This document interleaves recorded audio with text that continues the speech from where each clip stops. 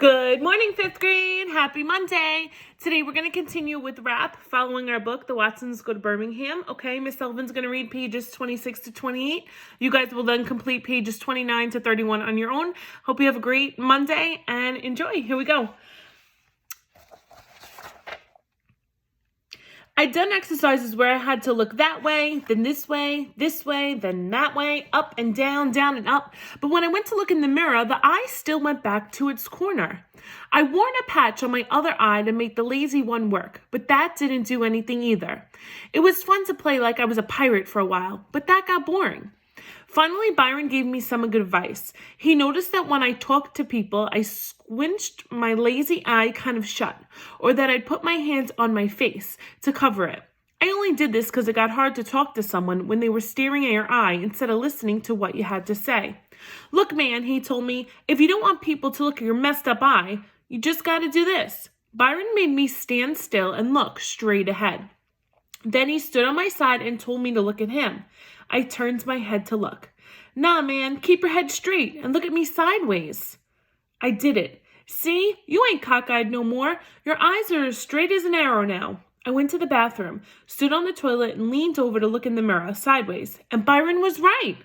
I couldn't help smiling. Mama was right, too. I was kind of a handsome little guy when I looked at myself sideways, and both eyes were pointing in the same direction. Even though my older brother was Clark Elementary School's god that didn't mean, I never got teased or beat up at all. I still had to fight a lot, and I still got called cockeyed Kenny, and I still had people stare at my eye, and I still had to watch when they made their eyes go cross when they were teasing me. It seemed like one of these things happened to me every day, but if it hadn't been for Byron, I knew they'd have happened a whole lot more. That was why I kind of got nervous about what was going to happen if Byron ever got out of 6th grade and went to junior high school before I got caught up to him. That's why I was going to send off for that book, Learn Karate in 3 weeks. That was in the back of my comic books. The worst part about being teased was riding the school bus on these mornings when Byron and Bumphead decided they were going to skip school. We'd be standing in the corner waiting for the bus. Byron, Bumphead, and all the other thugs in the bunch, Larry Dunn, Banky, and all the other young thugs in the area bunch, the regular kids like Joetta in a third bunch, and me off to the side by myself. When we saw the bus about 3 blocks away, we all got in a line. Old thugs, young thugs, regular kids, then me. It wasn't until the bus stopped and the door opened that I knew whether Bi and Bumphead were going. I hated it when Bi walked past and said, "Give my regards to Clark, Poindexter." Some of the time those words were like a signal for the other kids to jump on me.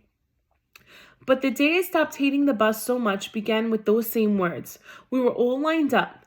"Give my regards to Clarkhead, Poindexter," Bi said, and disappeared around the bus's back. I got on the bus and took a seat right behind the driver.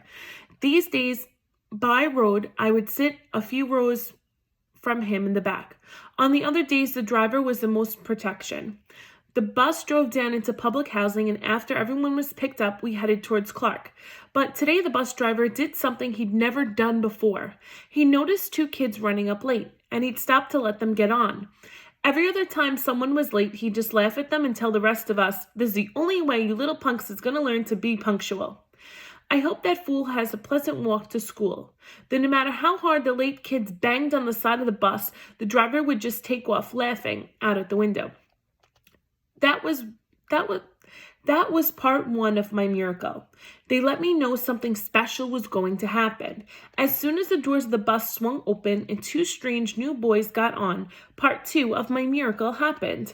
Every once in a while, Mama would make me go to Sunday school with Joey, even though it was just a bunch of singing and coloring books and listening to Miss Davison. I had learned one thing. I learned about getting saved. I learned how someone could come to you when you were feeling real bad, and could take all of your problems away and make you feel better. I learned that the person who saved you, your personal savior, was sent by God to protect you and to help you out. When the bigger one of the 2 boys who got on the bus late said to the driver in a real down south accent, "Thank you for stopping, sir," I knew right away. Okay, read the next 2 pages on your own, actually 3, 29, 30, and 31, and you're going to complete rap today, so make sure you are citing your evidence, using quotes, and explaining why you dropped it in there. Have a great Monday. Bye, guys.